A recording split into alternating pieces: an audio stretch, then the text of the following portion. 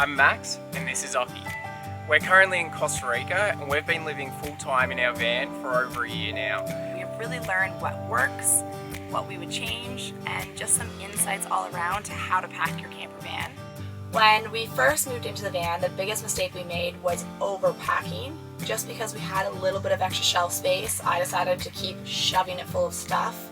And we quickly realized in about the first week that when you have dirty laundry, you're going to need that space as well. So a big tip is pack your camper van 75% full and allow the other 25% as breathing and living room once you're in the van.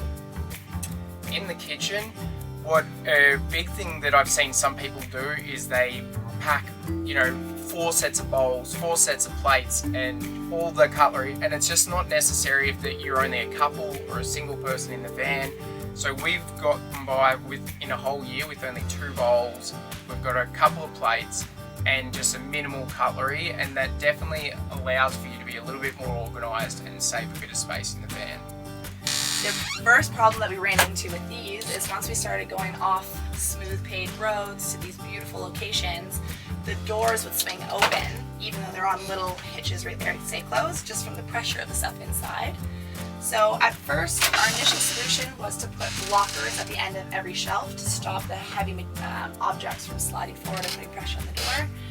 And then eventually, when that wasn't working, we decided to buy one of these bungee cord straps and just put 2 eyelets in on both sides and they hold it across now. So this is what we call as our garage area. It's a bit different to most normal van layouts that have their garage area in the back of the van.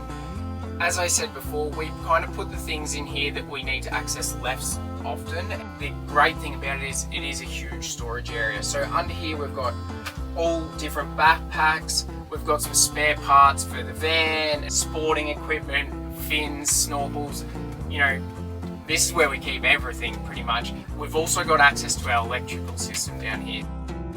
Since we aren't carpenters and we actually have never built anything before building this van, our solution to building these doors was to put them on some gas struts.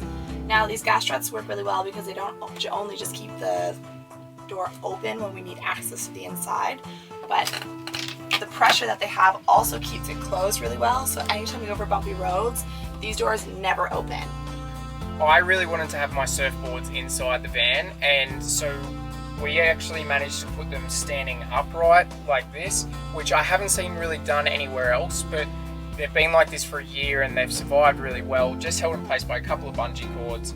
And then when we did end up picking up another board, we're able to fit it on the roof, similarly with a bit of a different kind of storage. So yeah, just don't think about the conventional ways of storing items and think of different places you can fit them. You become a very good Tetris player when you live in a van. And one last area for storage that I find so helpful is having a hanging rack that you can use all of your everyday items. Pick it up easily if you're going to the beach, bring your towel, head on out, there you go. So one final thing that we've noticed after living in the van for a year, no matter how great of a locking device you have for all of your cupboards and doors, if they're not closed before you turn on the engine, it's not going to help. From now on, before we set off, before we drive at any point, the last thing we always do is check the rear vision mirror, make sure all the doors are closed, and then we're good to go. Alrighty guys, hope you found this useful and see you on the road. See you on the road.